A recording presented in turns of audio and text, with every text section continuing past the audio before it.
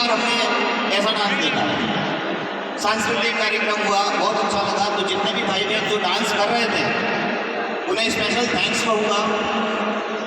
Front row में उपस्थित है मेरे सभी सीनियर्स, मेरे महागुरु India's country head mister Gurtej Sidhu sir, उन्हें भी नमन करता हूँ। सात समुंदर दूर से आए हुए हम सबके guest mister David guest sir, जो कि एसटीए टोकन के सीईओ हैं, उन्हें भी प्रणाम करता हूँ। Welcome David sir. साथ ही साथ मेरे ग्रेट अपलाइन डॉक्टर के वर्मा, जिनकी बदौलत आज मैं इस पर्टिकुलर प्लेटफॉर्म पर आपके सामने एक छोटा सा प्रेजेंटेशन देने वाला हूँ। तो मेरे ग्रेट अपलाइन डॉक्टर के वर्मा सर को भी नमन करता हूँ, प्रणाम करता हूँ। देन मेरे साथ सहयोगी इसमें अनूप पोदार जी, अभिमन्यु जी, सुखदेव सिंह जी, हमारे पवन Chopra ji, the Dabangg farmer के नाम से फेमस मिस्टर संतोष जी, और फ्रंट रो में बैठे विक्रम जी, डॉक्टर सतीश जी, सनू पोदार जी, और आपके राज्य के छोटा पैकेट बड़ा धमाका मिस्टर सुशील जी को भी थैंक्स कहूँगा, क्योंकि इन्होंने कहीं ना कहीं डायरेक्ट या इनडायरेक्ट मुझे सपोर्ट किया। चलिए परिचय से शुरुआत करते हैं, बहुत ज़्यादा समय मैं लेता नहीं हूँ। इंट्रोडक्शन देना चाहूँगा। एवरीडे आप जूम मीटिंग में एक आवाज़ सुनते हैं, एक लाइन आपको सुनाई देती है सबसे पहले कि नमस्कार फ्रेंड्स, वेरी गुड इवनिंग। मैं शैलेश, आपका दोस्त और होस्ट, आप सभी का वेलकम करता हूँ सोलर टेक्नो अलायंस की शानदार सी जूम मीटिंग में। वो शैलेश मैं हूँ। Thank you. आप पिछले लगभग 1 साल 5-6 महीने से मैं ही एसटीए टोकन का जूम होस्ट कर रहा हूँ, और मैं यहाँ पर आया हूँ दोस्तों सिर्फ और सिर्फ आपके लिए, सुशील जी की रिक्वेस्ट पर। आपको मैं बताने वाला हूँ व्हाट इज क्रिप्टो करेंसी, क्या होता है crypto currency, and what is blockchain technology. मैं इन दो चीज़ों पर बात करूँगा। स्टार्ट करने से पहले अपना एक छोटा सा परिचय दे दूँ। मेरा पूरा नाम है दोस्तों शैलेश मेहरा, प्रॉपर इंदौर मध्य प्रदेश से हूँ। इंदौर का नाम आपने सुना होगा, स्वच्छता में हम 6 बार नंबर 1 है दोस्तों। एक ऐसा सिटी जो इतना क्लीन है, इतना क्लीन है कि आप रोड पर बैठकर खाना खा सकते हैं, इतना साफ सिटी है। तो एक बार प्लीज इंदौर के लिए तालियां होना चाहिए। Thank you. देन एजुकेशन के माध्यम से मैं एक बायोमेडिकल इंजीनियर हूँ। मैंने एमपी के नंबर 1 कॉलेज से इंजीनियरिंग किया। बायोमेडिकल इंजीनियरिंग अपने आप में यूनिक कॉम्बिनेशन है। मेडिकल में इंजीनियरिंग आप समझने की कोशिश कीजिएगा, हमारा स्कोप काफ़ी अच्छा है। क्यों अच्छा है, उसके पीछे एक बहुत बड़ा कारण है, क्योंकि हमारी सीट्स लिमिटेड है। मुट्ठी भर इंजीनियर्स हम साल भर में निकलते हैं। एमपी की बात करूँ तो एमपी में सिर्फ 120 सीट्स अवेलेबल है इस ब्रांच के लिए, और पूरे इंडिया की बात करूँ तो पूरे इंडिया से सिर्फ 1200 इंजीनियर्स ही निकल पाते हैं एक साल में। 10 साल के भी इंजीनियर्स इकट्ठे हो जाएंगे तो कितने होंगे, सिर्फ 12,000 इंजीनियर्स। आप बताइए आपके राज्य में या पूरे झारखंड में कितने हॉस्पिटल्स होंगे? मेरे ख्याल से 12,000 से तो ज़्यादा ही होंगे। हर हॉस्पिटल में एक बायोमेडिकल इंजीनियर्स की ज़रूरत होती है। जानते हैं क्यों? क्योंकि हम लोगों का बेसिकली काम होता है X-ray, sonography, CT scan, MRI machine, इनका मैन्युफैक्चरिंग और मेंटेनेंस हम लोग देखते हैं। तो इमेजिन करिए दोस्तों, एक एमआरआई मशीन, एक एक्सरे कितने का आता है, क्या कॉस्ट होती होगी उसकी? कम से कम 5 करोड़ 6 करोड़ रुपये। और जब उसका मेंटेनेंस हम करने जाएंगे तो कितना खर्चा लेंगे हम? नॉमिनल चेकिंग चार्ज, मान लीजिए एमआरआई मशीन है और इसको हम चेक करेंगे ना, तो पेचकस लगा के चेक करने का भी 50,000 रुपये लेते हैं, सिर्फ चेक करने का, ठीक नहीं करने। और गलती से हमने ठीक कर दी, गलती से क्यों बताऊंगा अभी, गलती से हमने ठीक कर दी तो मन चाहा पैसा ले लेंगे, लाख 2 लाख 5 लाख देना पड़ेगा। क्यों? क्योंकि ये जो मशीन है एमआरआई मशीन, ये फॉरेन मेड होती है, आउट ऑफ कंट्री इनका मैन्युफैक्चरिंग होता है। अगर किसी हॉस्पिटल को ये एमआरआई मशीन वापस फॉरेन भेजना पड़ी तो लाखों का तो खर्चा आने और जाने में लग जाए, और जितने दिन काम पेंडिंग रहेगा वो अलग। इसलिए हमारी वैल्यू मार्केट में काफ़ी ज़्यादा। और मेरे जितने फ्रेंड्स थे वो सब फॉरेन चले गए, कोई फ्लोरिडा में है, कोई मैक्सिको में है, कोई अमेरिका में है, और ये लोग जाकर वेल सेटल्ड हुए। पता है कितना कमा लेते हैं ये लोग? महीने का 5 लाख रुपए आराम से आता है, साल का 60 लाख रुपए कमा रहे हैं, 60 लाख रुपीज़। बताइए कम होता है क्या साल का 60 लाख रुपए? Definitely no. अच्छा सेटअप है, 60 लाख लाख रुपए साल का, महीने का 5 लाख रुपए। अब बात करते हैं मेरा इनकम की। मैं कमाता हूँ सिर्फ 1.5 लाख रुपीज पर डे। ये मेरा एक दिन का इनकम है 1.5 लाख रुपए प्रतिदिन। तो महीने का कितना होगा? 45 लाख रुपए। मेरे फ्रेंड साल में 60 लाख कमाते हैं, मैं महीने का 45 लाख कमाता हूँ। This is the power of crypto currency, this is the power of SPA token. तो चलिए जानते हैं क्या होती है क्रिप्टो करेंसी। आप लोग पहली बार इस टाइप के सेशन में अगर आए हैं, मैं रिक्वेस्ट करूँगा बहुत ध्यान से सुनिएगा। आपके काम की बात मैं करने वाला हूँ, एक एक चीज़ों को बहुत ध्यान से सुनिए। सबसे पहले what is crypto currency, basic समझने की कोशिश कीजिए। जनरली हमारे देश की गलत अवधारणाओं के कारण क्रिप्टो करेंसी को शुरू से नकार दिया। कब से चल रही भैया क्रिप्टो करेंसी? सन 2009 से। अभी क्या चल रहा है? सन 2023। कितने साल हो गए? लगभग 13-14 साल हो गए। और इन 13-14 सालों के अंतराल में आज हम समझ रहे हैं कि क्रिप्टो करेंसी क्या होता है। इसके पहले हमने समझने की कोशिश क्यों नहीं की? Reason lack of knowledge. हमने कभी नॉलेज बढ़ाने की कोशिश नहीं की। अच्छा, जब भी क्रिप्टो को लेकर बात होती है मार्केट में, गलत अवधारणाओं की वजह से क्या होता है सुनिएगा। लोगों का मानना है क्रिप्टो करेंसी जुआ सकता है। लोगों का मानना है क्रिप्टो करेंसी तो शेयर मार्केट जैसा है, जबकि ऐसा कुछ नहीं है। आप मुझे बताइए, 1.5 लाख रुपए डे कमा रहा हो दिन का, जुआ खेल रहा हो क्या? नो। एक अच्छे पर्टिकुलर सिस्टम या टेक्नोलॉजीज के माध्यम से पैसा कमा रहा हूँ। तो बेसिकली क्रिप्टो को समझिए, क्रिप्टो क्या होता है। 2 तरह की करेंसी पूरे वर्ल्ड में रन करती है। एक होती है फिजिकल करेंसी और एक होती है डिजिटल करेंसी। फिजिकल करेंसी आप देखते आ रहे हैं शुरू से, कौन सी है? Indian rupees. अमेरिका में जाएंगे तो डॉलर चलेगा, और किसी कंट्री में जाएंगे तो यूरो चलेगा। ये चाइना में चलता है। ऐसी हर कंट्री की अपनी एक करेंसी होती है। इसको हम देख सकते हैं, छू सकते हैं, महसूस कर सकते हैं, लेकिन इसी का रूपांतरण है क्या? Crypto currency. ये हमें दिखाई नहीं देगा, इसे हम छू नहीं सकते, महसूस नहीं कर सकते, लेकिन काम ये वैसे करता है जैसे आम करेंसी कर रहा है। तो दोनों में अंतर समझ में आया? अच्छा, क्रिप्टो करेंसी को हम डिजिटल करेंसी या वर्चुअल करेंसी भी कहते हैं, जो कि दिखाई नहीं देगी, छू नहीं पाएंगे, लेकिन काम वैसे ही करना है दोस्तों जैसे आम करेंसी करता है। अभी आप मध्य प्रदेश के कैपिटल भोपाल में जाइए। भोपाल में आपको एक क्रिप्टो विला मिलेगा। क्रिप्टो विला में आप जाकर बर्गर खाइए, पिज़्ज़ा खाइए, चाय पीजिए, कॉफ़ी पीजिए। पेमेंट मोड क्या है वहाँ पर? Crypto currency. वहाँ इंडियन रुपीज़ नहीं चलता। करेक्ट? समझने की कोशिश कीजिए। क्रिप्टो करेंसी आज पूरे वर्ल्ड में एक्सेप्ट हो रहा है। अभी मैं बताऊंगा कौन कौन सी कंट्रीज ने इसको एक्सेप्ट किया। इसके अलावा दुबई कैसा कंट्री है? वर्ल्ड का सबसे स्ट्रिक्ट कंट्री है दोस्तों। मजाक नहीं करता दुबई। सड़क पर आप छूटने से पहले 100 बार छूटेंगे, ऐसा कंट्री दोस्तों। ओके, दुबई जैसे कंट्रीज में क्रिप्टो करेंसीज को लेकर एक्सपो होते हैं। जैसे विज्ञान की प्रदर्शनी होती है ना, वैसे क्रिप्टो के एक्सपो होते हैं दुबई जैसी कंट्री में। कुछ तो होगा तभी तो एक्सेप्ट किया। अच्छा, कुछ कंट्री ऐसी है जहाँ पर क्रिप्टो करेंसीज को लेकर ATM भी प्लेस करती है। आप जाओ, अपना क्रिप्टो स्कैन करो, अपना क्रिप्टो वहाँ का जो लोकल करेंसी होगा वो फिजिकल करेंसी आपके हाथ में जाएगा। कहने का मतलब है दोस्तों कि आज पूरा वर्ल्ड क्रिप्टो करेंसीज को एक्सेप्ट कर रहा है। चलिए नेक्स्ट चलते हैं। Evolution of money. परिवर्तन संसार के नियम है, लेकिन आप और हम ही एक्सेप्ट नहीं करते हैं। क्या कहा मेरे शब्दों पर ध्यान दीजिएगा। परिवर्तन संसार के नियम है, लेकिन आप और हम ही इस चीज को एक्सेप्ट नहीं कर सकते। यहाँ पर ये बात आपको जस्टिफाई करूँगा। कैसे? आज से हजारों साल पहले की बात करें तो ना रुपया था ना पैसा था। अब ये ट्रांजेक्शन कैसे करें?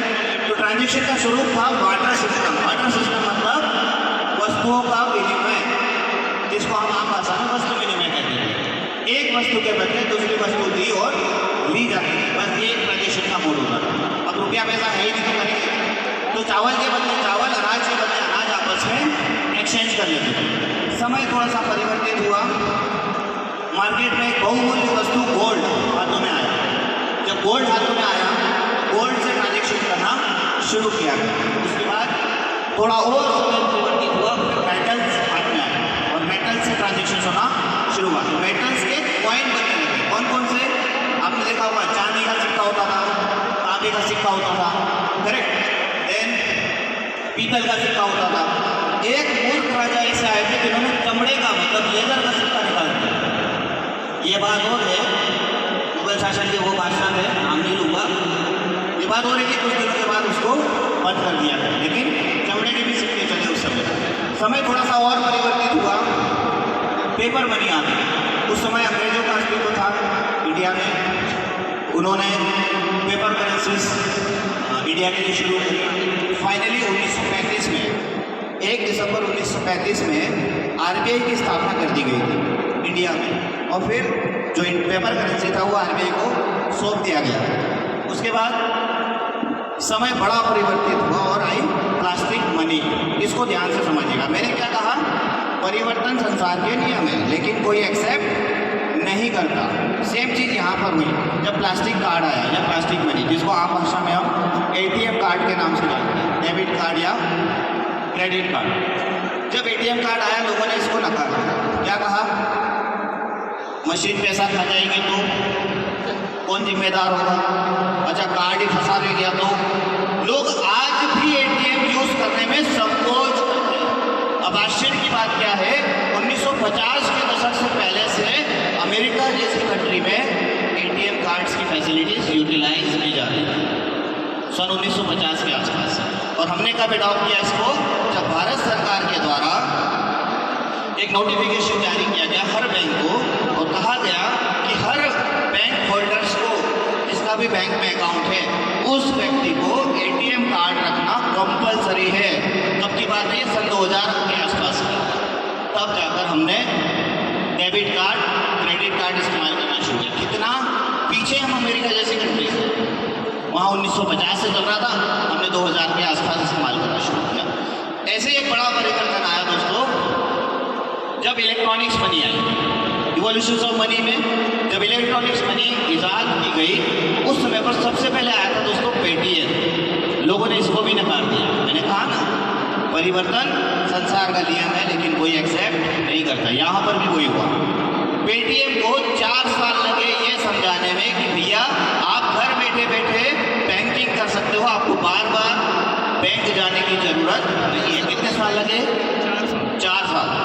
और इन 4 सालों में पेटीएम की यह हालत होती थी दोस्तों कि वो लॉस में चल रहा था। तो पेटीएम के जो फाउंडर हैं मिस्टर विजय, उन्होंने उनके एम्प्लॉयज़ से कहा कि अब मुझे पेटीएम बंद करना पड़ेगा, हम लोग लॉस में चल रहे हैं। उनके एम्प्लॉयज़ ने उनको साहस बनाया और कहा कि नहीं सर, हम एक और पुशअप लेकर देखते हैं, शायद कुछ अच्छा हो जाए, लोग समझने लग जाए।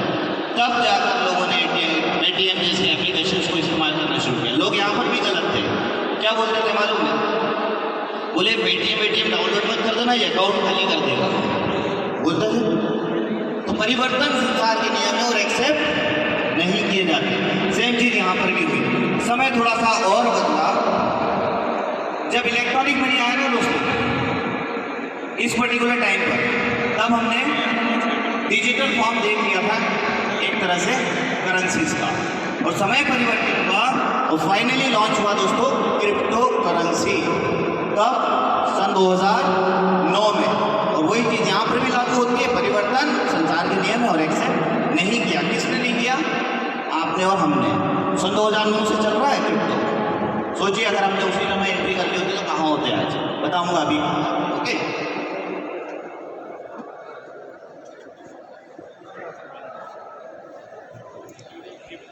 फर्स्ट रो में जितने भी नए साथी बैठे हैं, मैं रिक्वेस्ट करूँगा कि पीछे बहुत सारे हमारे सीनियर्स लीडर जो कि बाहर से आए हैं, आप सबके गेस्ट हैं, वो लोग खड़े हुए हैं। तो प्लीज़ हो सके तो सोफा, आगे का सोफा फ्रंट की वो खाली कर दीजिए, ताकि आपके जो गेस्ट हैं आज ही जो आए हुए हैं वो लोग बैठ सके प्रॉपरली। चलिए, तो इस प्रकार से दोस्तों इवोल्यूशन हुआ मनी का। समय रहते करेंसीज परिवर्तित होती गई, और आने वाला जो समय है ना दोस्तों, वो सिर्फ क्रिप्टो करेंसीज का। इसीलिए भारत सरकार ने भी अपना खुद का डिजिटल करेंसी ई-रुपया लॉन्च कर दिया। क्यों लेकर आई भारत सरकार?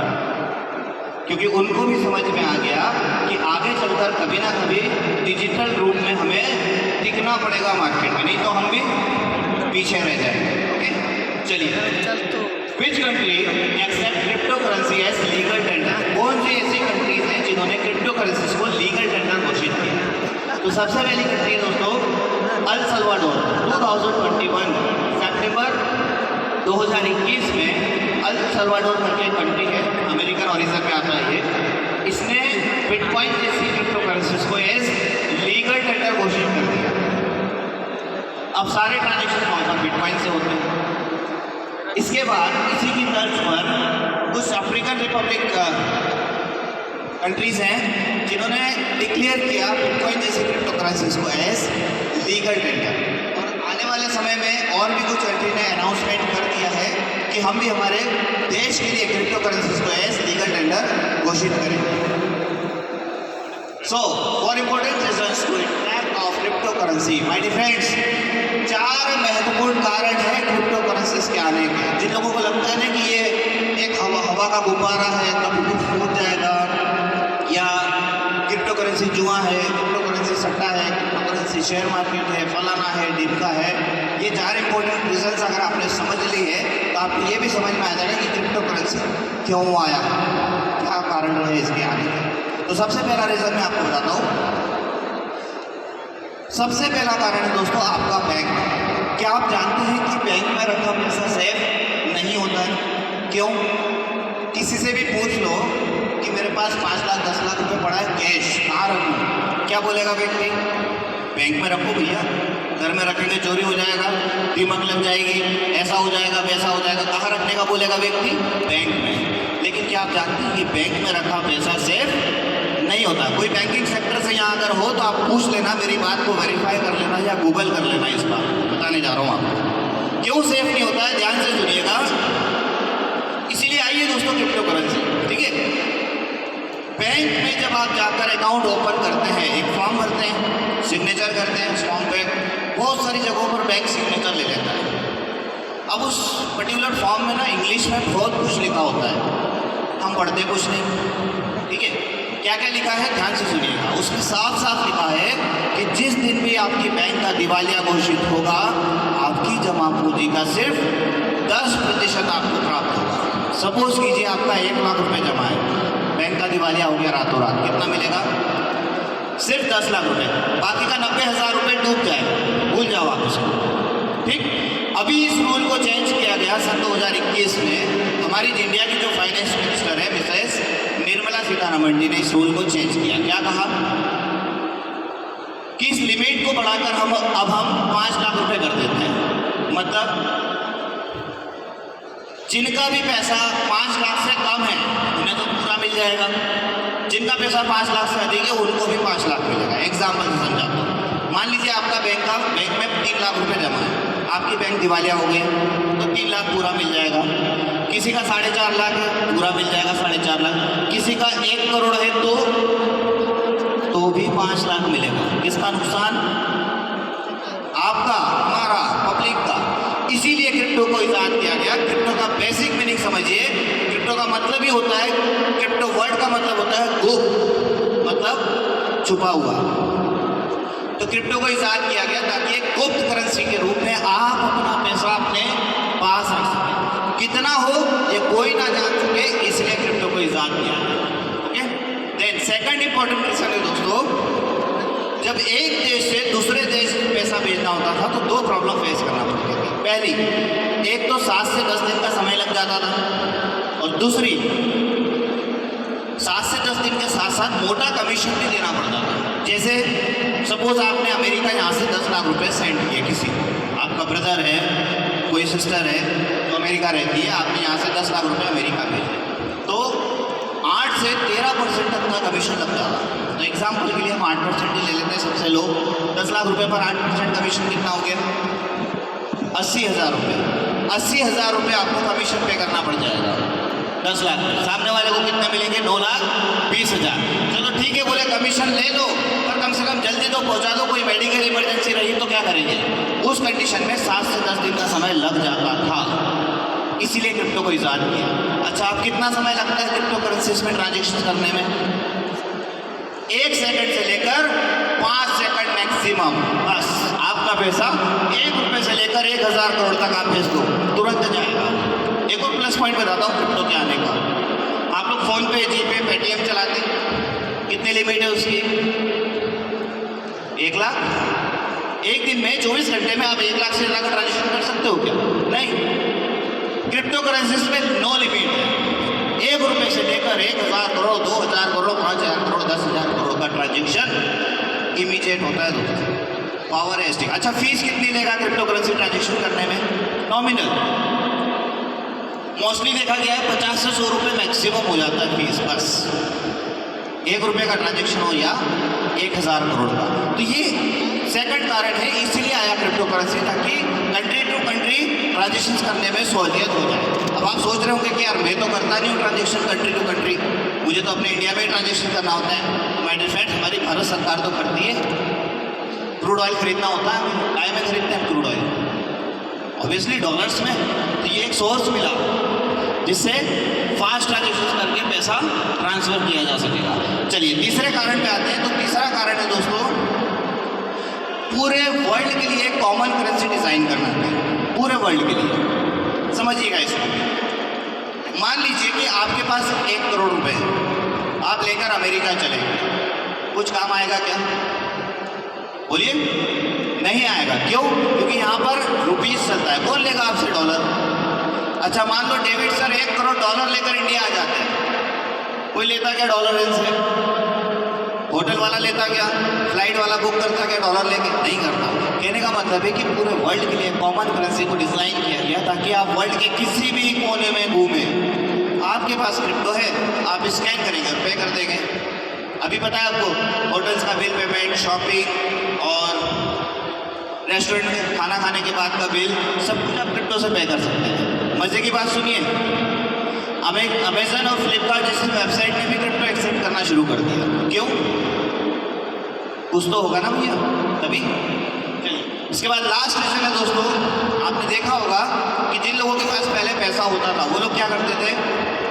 या तो पैसे को जमीन में लगा देते थे या उसका गोल्ड खरीद के रखते थे। यही होता था, मतलब फिजिकल एसेट्स बनाते थे। अब लोग डिजिटल एसेट्स बना रहे हैं, क्रिप्टो के फॉर्म में रखते हैं। इसकी खास बात ये होती है, आज आपने क्रिप्टो में पैसा लगा दिया, 1000 साल बाद भी वो क्रिप्टो वैसे ही पड़ा रहेगा, खराब नहीं होगा।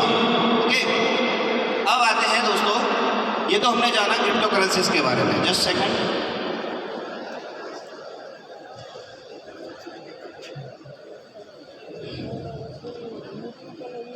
अब हमें ये तो पता चल गया दोस्तों कि क्रिप्टो करेंसी होती क्या है, करेक्ट? लेकिन ये कितनी सेफ होती है? क्या हम इसमें निवेश कर सकते हैं? तो मैं कहता हूँ दोस्तों, क्रिप्टो करेंसी 100% सेफ होती है। क्यों? क्योंकि इसके पीछे एक टेक्नोलॉजी काम कर रही होती है जिसका नाम है दोस्तों ब्लॉकचेन टेक्नोलॉजी। दुनिया की सबसे यूनिक, सबसे स्ट्रॉन्ग टेक्नोलॉजी है दोस्तों। कामेश जी बोल दीजिए, सबसे यूनिक और सबसे स्ट्रॉन्ग टेक्नोलॉजी है। अब इस टेक्नोलॉजीज के बारे में समझिएगा। ब्लॉकचेन होता क्या है? बेसिकली ब्लॉकचेन को लेकर बड़ी बड़ी डेफिनेशंस हैं। ये बहुत सारा कुछ इंग्लिश में लिखा हुआ है, मुझे तो समझता नहीं, उतनी इंग्लिश मुझे नहीं आती। आपको आती तो पढ़ लीजिए। मुझे तो साधारण भाषा आती है, मैं मजाक कर रहा हूँ, साधारण भाषा आती है। ब्लॉकचेन क्या है मैं आपको साधारण लैंग्वेज में समझाने की कोशिश करूँगा, तो सुनिए ध्यान से। ब्लॉकचेन बेसिकली कोई सॉफ्टवेयर नहीं होता है, लोग इसको सॉफ्टवेयर जैसा मान लेते हैं। ब्लॉकचेन बेसिकली एक बाइनरी लैंग्वेज होती है कंप्यूटर की, 0 और 1। इस बाइनरी लैंग्वेज के ऊपर बेस्ड एक एल्गोरिथम होता है। ध्यान से सुनिएगा, शब्दों को रिपीट करता हूँ। ब्लॉकचेन बेसिकली बाइनरी लैंग्वेज होती है कंप्यूटर की, 0 और 1। उस 0-1 की कोडिंग के ऊपर एक एल्गोरिथम होता है, जिस एल्गोरिथम को एक ऑर्डर में सेट किया जाता है और उससे बनाया जाता है दोस्तों एक ब्लॉकचेन। दुनिया का सबसे सेफ और सिक्योर सिस्टम माना गया है दोस्तों ब्लॉकचेन। इसकी खास बात क्या है पता है आपको?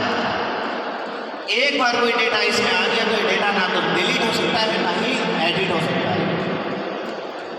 जैसे मेरा नाम है शैलेश, मैंने ब्लॉकचेन पर क्या लिख दिया? शैलेश। 100 साल बाद भी शैलेश रहेगा, 1000 साल बाद भी शैलेश रहेगा, कोई इसे मिटा नहीं सकता। और ना ही कोई इसे एडिट कर सकता है। This is called blockchain. अब ब्लॉकचेन को लेकर भी वही चीज हुई, परिवर्तन, संसार का नियम, फलाना ढिमका हुआ यहाँ पर। 1980s में आ चुका था ब्लॉकचेन, 1980s के आसपास आ चुका था, लेकिन पहला ट्रायल इसका हुआ था 1993 में। समझ में नहीं आया, एल्गोरिथम बहुत डिफिकल्ट था, छोड़ दिया। दूसरा ट्रायल हुआ दोस्तों ब्लॉकचेन के ऊपर 1999 के आसपास, फिर छोड़ दिया। फिर 2003 में ट्रायल हुआ। ऐसे कई बार ट्रायल हुए। ब्लॉकचेन को लोगों ने समझने की कोशिश की, बड़े बड़े एक्सपर्ट बैठे, बड़े बड़े सॉफ्टवेयर इंजीनियर्स बैठे। आवाज़ नहीं आ रहा? ओके ओके, अभी देखिए, अभी ठीक है? ऐसा मत करो भैया, चेक कर रहे थे भैया। चलिए, तो ब्लॉकचेन को लेकर बहुत सारे ट्रायल्स हुए, लेकिन एल्गोरिथम इतना डिफिकल्ट होता था कि इसको समझ पाना थोड़ा सा मुश्किल होता था। और इसी कारण से फाइनली 2008 के दरमियान सतोशी नाकामोटो नामक कोई व्यक्ति था या कोई ऑर्गेनाइजेशन था, पता नहीं, जिसने मदर ऑफ करेंसी यानी कि बिटकॉइन को इसी के ब्लॉकचेन की मदद से डिज़ाइन किया। अभी आएंगे हम बिटकॉइन के ऊपर भी। तो पहले समझिए ब्लॉकचेन में ऐसा क्या है जिसकी वजह से ये हैक नहीं हो पाता। आपको पता है दुनिया का बड़े से बड़ा हैकर इसमें हैकिंग नहीं कर पाता है। क्रिप्टो करेंसीज की चोरी कभी सुनी आपने कि फलाने ने क्रिप्टो करेंसी को चुरा लिया? आज भी नहीं सुनेंगे और 1000 साल बाद भी नहीं सुनेंगे। क्यों? बिहाइंड ये टेक्नोलॉजी काम कर रहा है। ठीक है, कैसे, क्या कारण है उसके पीछे, तो उसके लिए चलते हैं हम नेक्स्ट पेज पर। ये है वो रीज़न, इसको समझने की कोशिश कीजिए। एक एक करके समझाने की कोशिश करता हूँ। थोड़ा सा एलईडी मेरी हाइट से ज़्यादा है, फिर भी कोशिश करेंगे हम। देखिए, सबसे पहले BTC जहाँ पर लिखा है, इसको एक ब्लॉक मान लीजिए, जिसको मैं एक डिवाइस कहता हूँ। डिवाइस का मतलब या तो ये कोई कंप्यूटर है, या कोई मोबाइल है, या कोई ऐसा डिवाइस है जिससे क्रिप्टो करेंसी, कंप्यूटर मान लो आप थोड़ी देर के लिए, ठीक है। अब पहले डिवाइस से बिटकॉइन को डिज़ाइन किया, डिज़ाइन कर लिया। उसके बाद जब किसी दूसरे डिवाइस में बिटकॉइन को जब ट्रांसफ़र किया, तो ब्लॉकचेन ने क्या किया, ऑटोमेटिकली फर्स्ट डिवाइस के लिए प्रीवियस ट्रांजैक्शन हैश क्रिएट कर दिया, PHT, previous transaction hash create किया। और जब सेकंड डिवाइस में ये पहुंचा, सेकंड डिवाइस के लिए न्यू ट्रांजैक्शन हैश क्रिएट कर दिया। किसने किया? ब्लॉकचेन ने। और इन दोनों ट्रांजैक्शन हैशेस की वजह से दोनों के दोनों ब्लॉक आपस में कनेक्ट हो गए लाइफ टाइम के लिए। ठीक, अब किसी तीसरे डिवाइस में जब बिटकॉइन पहुंचा, या तो इसने भेजा, इस वाले डिवाइस ने, या उस वाले ने, किसी ने भी, तो मान लो इसने भेजा है, तो इसके लिए जो न्यू था ट्रांजैक्शन हैश, ये कन्वर्ट हो गया काय में, प्रीवियस ट्रांजैक्शन हैश में, और नए डिवाइस के लिए न्यू ट्रांजैक्शन हैश बना दिया। अब इन दोनों की वजह से क्या हुआ, दोनों ब्लॉक आपस में कनेक्ट हो गए। धीरे धीरे क्या बना, चौथा कंप्यूटर, पांचवा कंप्यूटर, आपका मोबाइल, लैपटॉप, ऐसे धीरे धीरे हजारों लाखों करोड़ों कंप्यूटर्स में बिटकॉइन पहुंच गया। हर ब्लॉक अपने प्रीवियस ब्लॉक के साथ कनेक्टेड है, करेक्ट। इस कारण से इसने क्या कर दिया, ब्लॉक्स की चेन बना ली। ध्यान दीजिए, क्या कहा था मैंने, ब्लॉक चेन, मल्टीपल ब्लॉक्स की चेन बन गई। अब दुनिया का बड़े से बड़ा हैकर भी आ जाए तो इसमें हैकिंग नहीं कर सकता, क्योंकि इतनी छोटी सी बात तो आप भी जानते होंगे कि मल्टीपल डिवाइसेस में हैकिंग पॉसिबल नहीं होती है। अभी मैं नांदेड़ महाराष्ट्र गया था, वहाँ पे 17 साल का लड़का मिला, 14 साल की उम्र से वो सिर्फ हैकिंग कर रहा है। उसके पापा जी की जेब से उसने 2300 रुपये को चुरा लिए थे। उसके बाद उसके पापा को पता चला तो पिताजी ने खूब पिटाई की उसकी, खूब मारा उसको। तो उसने गुस्सा किया और गुस्से में हैकिंग सीख ली बंदे ने। लगभग 1.5 करोड़ रुपये कमा भी चुका है हैकिंग से 4-5 सालों में। ठीक, उस बंदे से जब मैं मिला, मैंने पूछा कि यार तुम हैकिंग कर रहे हो, अच्छे एक्सपर्ट बन गए हो, 4-5 साल का अनुभव हो गया तुम्हारा, यार 2-4-10 बिटकॉइन हमको भी चुरा के दे दो। बोले सर असंभव, पॉसिबल नहीं है। क्यों? बिहाइंड क्या काम करता है, ब्लॉकचेन। ये बात मैं जानता था, मैंने जानबूझकर उससे पूछा ताकि एक हैकर का नॉलेज मुझे मिले। आप एक छोटी सी बात सोचिए ना यार, वर्ल्ड में हैकर्स नहीं है क्या? आपको शायद पता नहीं, टॉप क्लास हैकर्स हैं, एक से बढ़कर एक हैकर्स है। क्यों नहीं चुराते क्रिप्टो करेंसीज को? क्यों नहीं चुरा लेते बिटकॉइन को? साला 10 बिटकॉइन भी चुराएंगे तो करोड़ों रुपये बन रहा है, correct. Due to the blockchain कभी भी क्रिप्टो करेंसीज को हैक नहीं किया जा सकता। ये इतनी स्ट्रॉन्ग टेक्नोलॉजी है। मल्टीपल ब्लॉक्स बन जाते हैं दोस्तों, और इन मल्टीपल ब्लॉक्स में हैकिंग नहीं होती है। एक और खास बात बताता हूँ ब्लॉकचेन की। मैंने क्या कहा था, ब्लॉकचेन दुनिया का सबसे सेफ और सिक्योर सिस्टम है। एक बार कोई डेटा इसमें आ गया तो डेटा डिलीट और एडिट नहीं होगा। और एक बात बताता हूँ कि ये एक ऐसा प्लेटफॉर्म है ब्लॉकचेन जहाँ पर ट्रैकिंग भी नहीं होती है, ठीक है। दुनिया में सिर्फ 2 ही चीज़ ऐसी है जो नॉन ट्रैकेबल है। शब्दों में फिर ध्यान दीजिएगा, दुनिया में सिर्फ 2 ही चीज़ ऐसी है जो नॉन ट्रैकेबल है। पहली,